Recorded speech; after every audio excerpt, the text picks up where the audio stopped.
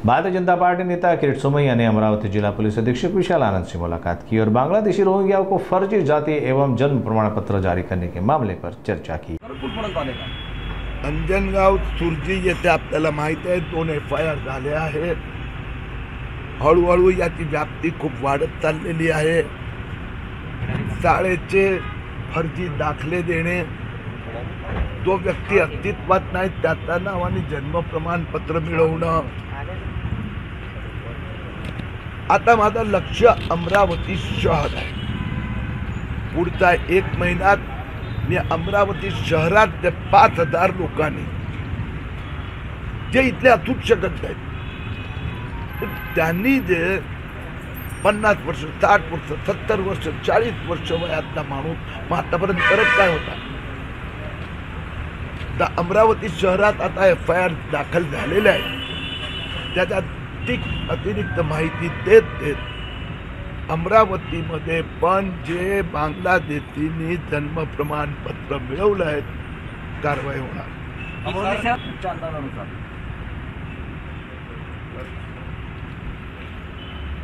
हे जे 5000 लोक जे आहेत, पहिला माझा मुद्दा असा आहे, आतापर्यंत कुठे होतात तुम्ही? जे मी प्रूफ बघितलेले आहेत, तो 20 वर्षाचा 22 वर्षाचा 24 वर्षाचा एक पण, तो 40 वर्ष 50 वर्ष 60 वर्ष 70 वर्ष यासाठी फॉरेन्सिक ऑडिटची मी मागणी केली आहे। बहुतेक अमरावती शहरासाठी फॉरेन्सिक ऑडिटरची नियुक्ती केली जाईल। सर, गेल्या दिवसासाठी लोकांना वाटते का वास्तविकता हा विषय इतका किचकट आहे, म्हणजे सगळ्यांना समजायलाही वेळ लागतो। पण मी एक निश्चित सांगेन की 1.5 महिन्यात माझ्या मोहिमेला मुख्यमंत्री देवेंद्र फडणवीसने पण पाठिंबा दिला। 7 FIR झाल्या आतापर्यंत, मालेगावला पण झालं, मूर्तिजापूरला झाला, अकोल्याला झाला। तर याचा अर्थ उशीर झाला ही गोष्ट खरी आहे। 1.5 महिन्यानंतर अमरावती शहरात होते। आता अंजनगावला पण झाली FIR, एकदा FIR झाली की मग पोलिसांचं काम आहे म्हणून। आणि दुसरी गोष्ट मला अपेक्षा आहे की पुढच्या काही दिवसात महाराष्ट्र सरकार निर्णय घेणार की ज्यांनी अर्ज केले आहेत, ज्यांना जन्म प्रमाण दिले आहेत, या सगळ्यांचा रिव्ह्यू केले जाईल। सर, आपण एक झालेलं आहे, तुम्ही सातत्यानं म्हणताय की बांगलादेश आणि रोहिंग्या संदर्भात ही जन्म प्रमाणपत्र आहेत, मात्र पोलीस किंवा जन्मदाखले किंवा इतर दस्तावेज बनावट असल्याचं सांगतायत, मात्र ती स्थानिकच असल्याचं म्हणतात।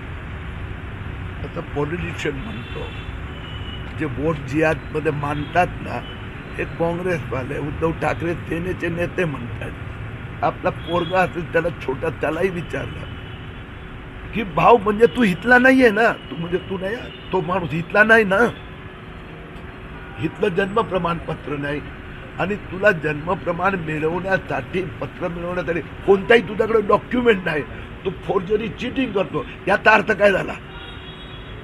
मग तू बांगलादेशी नाही, तो रोहिंग्या आहे, पाकिस्तानी आहे। तो नंतरचा मुद्दा आहे। पहिला तर त्याला पकडल्यानंतर एक स्टेप बाय स्टेप जातो। म्हणजे माझा पहिला मुद्दा तर खरा ठरला। फर्जी आपल्यापैकी एकाने फर्जी नाही दिला, सगळं आपण इथले आहोत, इथल्या त्यांना फर्जी द्यायची गरज काय आहे?